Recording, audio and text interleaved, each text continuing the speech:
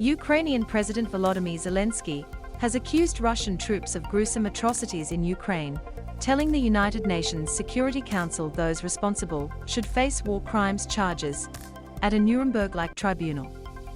Mr. Zelensky, appearing via video from Ukraine on Tuesday, told council members civilians had been shot in the back of the head after being tortured, blown up with grenades in their apartments, and crushed by tanks while in cars. They cut off limbs, cut their throats, he said, recounting what he described as the worst atrocities since World War II. Ukrainian President Volodymyr Zelensky speaks from Kyiv, Ukraine. Women were raped and in front of their children. Their tongues were pulled out only because their aggressor did not hear what they wanted to hear from them. Likening the troops' actions to those of Islamic State, Mr. Zelensky said the Russian military and those who gave them orders must be brought to justice immediately for war crimes in Ukraine. Anyone who has given criminal orders and carried them out by our people will be brought before the tribunal, which should be similar to the Nuremberg tribunals, he said. Over the past few days, grisly images have emerged of what appeared to be civilians carried out by Russian forces on the outskirts of Kyiv before they pulled back from the capital. They have stirred global revulsion and led Western nations to expel dozens more of Moscow's diplomats and propose further sanctions, including a ban on coal imports from Russia. Ukrainian President Volodymyr Zelensky speaks via remote feed during a meeting of the UN Security Council at United Nations headquarters. Mr. Zelensky stressed that Bucha was only one place and that there are more with similar horrors. The head of NATO, meanwhile, warned that Russia is regrouping its forces in order to deploy them to eastern and southern Ukraine for a crucial phase of the war, and said that more horrors may come to light as Russian troops continue to pull back in the north. When and if they withdraw their troops and Ukrainian troops take over, I'm afraid they will see more mass graves, more atrocities, and more examples of war crimes, NATO Secretary-General Jens Stoltenberg said. Australia backs Russian war crimes investigation call by Biden. Family and friends attend the funeral of 37-year-old Sergeant Kostov Andrew, who was in action at the Kyiv cemetery in Lviv, western Ukraine. Torture chamber among Bucha horrors. Ukrainian officials said the bodies of at least 410 civilians have been found in towns around Kyiv that were recaptured from Russian forces, and that a torture chamber was discovered in Bucha. Mr. Zelensky told the Security Council there was not a single crime that Russian troops hadn't committed in Bucha. The Russian military searched for and purposefully anyone who served our country. They shot and women outside their houses when they just tried to call someone who is alive. Their entire families, adults and children, and they tried to burn the bodies, he said.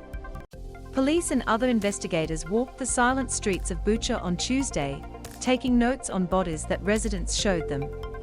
Survivors who hid in their homes during the month-long Russian occupation of the town, many of them past middle age, wandered past charred tanks and jagged window panes with plastic bags of food and other humanitarian aid. Red Cross workers checked in on intact homes. Mothers tears amid ongoing onslaught on Ukraine. Associated Press journalists in the town have counted dozens of corpses in civilian clothes. Many appeared to have been shot at close range, and some had their hands bound or their flesh burned. A mass grave in a churchyard held bodies wrapped in plastic. The Kremlin has denounced the images as fake and suggested the scenes were staged by the Ukrainians. But high-resolution satellite imagery from Maxa Technologies showed that many of the bodies had been lying in the open for weeks, during the time that Russian forces were in the town. U.S. Secretary of State Antony Blinken said the images from Bucha revealed a deliberate campaign to torture, to rape, to commit atrocities. He said the reports of atrocities were more than credible, and that the U.S. and other countries will seek to hold the culprits accountable. A dog runs by destroyed houses and Russian military vehicles during a recent battle in Bucha close to Kyiv, Ukraine. Only non-humans are capable of this, said Angelika Chernomor, a refugee from Kyiv who crossed into Poland with her 2 children and who had seen the photos from Bucha. Even if people live under a totalitarian regime, they must retain feelings, dignity, but they do not. Ms. Chernomor is among the more than 4 million Ukrainians who have fled the country in the wake of February 24th invasion. Russia has rejected similar accusations against its forces in the past by accusing its enemies of forging photos and video and using so-called crisis actors. Europe boots out dozens of Russian diplomats. As Western leaders condemned the ings in Bucha, Italy, Spain and Denmark expelled dozens of Russian diplomats on Tuesday, following moves by Germany and France. Hundreds of Russian diplomats have been sent home since the start of the invasion, many accused of being spies. Kremlin spokesman Dmitry Peskov called the expulsions a short-sighted measure that would complicate communication and warned they would be met with reciprocal steps. In another show of support, the European Union's executive branch proposed a ban on coal imports from Russia, in what would be the first sanctions from the bloc targeting the country's lucrative energy industry over the war. Coal imports amount to an estimated €4 billion per year.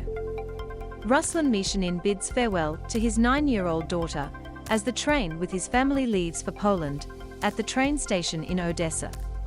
European Union Commission President Ursula von der Leyen denounced Moscow's heinous crimes around Kyiv. The 27-nation EU has been a steadfast backer of Ukraine since the Russian invasion began and has already pushed through 4 rounds of sanctions. But Ukrainian officials have begged for more. Just hours before the latest proposal was announced, Ukraine's Foreign Minister Dmytro Kuleba said that to prevent new Buchas, the West must impose the mother of all sanctions on Russian oil and gas. A few months of tightening your belts are worth thousands of saved lives, he said. But Western nations are divided over how far to go. Some are calling for a boycott of Russian oil and gas imports, while Germany and others fear that such a move could plunge the continent into a severe economic crisis. Tetiana Rurak, 25-year-old widow Alexandra Rurak, visits her soldier husband Volodymyr Rurak's grave with her 1.5-year-old daughter, after he was in action at the Kyiv cemetery in Lviv, western Ukraine. Western weapons have enabled Ukraine to mount a stiffer-than-expected resistance to Russia's overwhelming firepower. That resistance stopped Russian forces from overrunning the capital and other cities, and many troops have now withdrawn from areas around Kyiv. But Western and Ukrainian officials say Russia is merely regrouping for another offensive. Moscow is not giving up its ambitions in Ukraine, Mr. Stoltenberg said. We expect a further push in the eastern and southern Ukraine to try to take the entire Donbass and to create a land bridge.